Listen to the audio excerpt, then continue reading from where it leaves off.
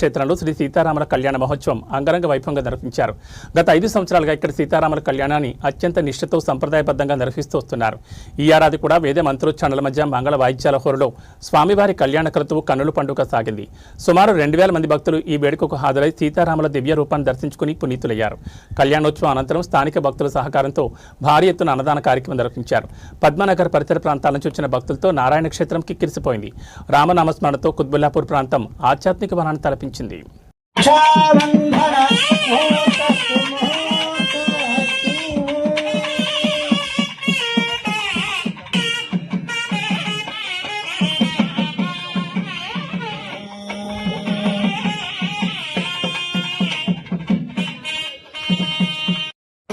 दातारं सर्वसंपदां लोकाभिरामं श्रीरामं भूयो भूयो नमाम्यहं. जय श्रीमन्नारायण. పద్మానగర్ ఫేజ్ 2 చింతల్ మన హైదరాబాద్లో ఉన్నటువంటి శ్రీ నారాయణ క్షేత్ర దేవాలయంలో గత 5 సంవత్సరాలుగా అంగరంగ వైభవంగా సీతారామ కళ్యాణ మహోత్సవాన్ని నిర్వహించడం జరుగుతుంది.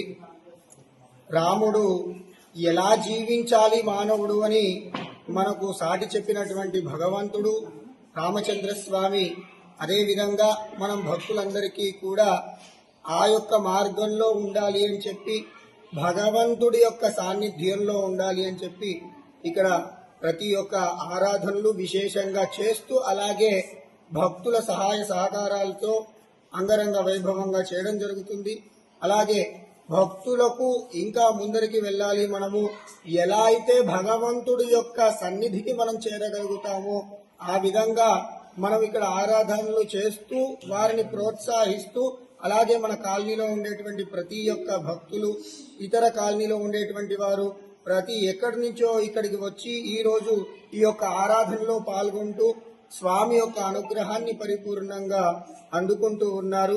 ఈ యొక్క రామచంద్ర స్వామి కళ్యాణ మహోత్సవానికి సుమారుగా ఒక 2000 నుంచి 2500 మంది వరకు భక్తులు పాల్గొని ఈ కళ్యాణ మహోత్సవాన్ని తిలకించి స్వామి అమ్మవారి అనుగ్రహాన్ని పరిపూర్ణంగా పొంది, అలాగే అన్నప్రసాదాన్ని కూడా మన భక్తుల సహాయ సహకారాలతో అంగరంగ వైభవంగా ఈ యొక్క అన్నప్రసాదాన్ని చేయడం జరుగుతుంది.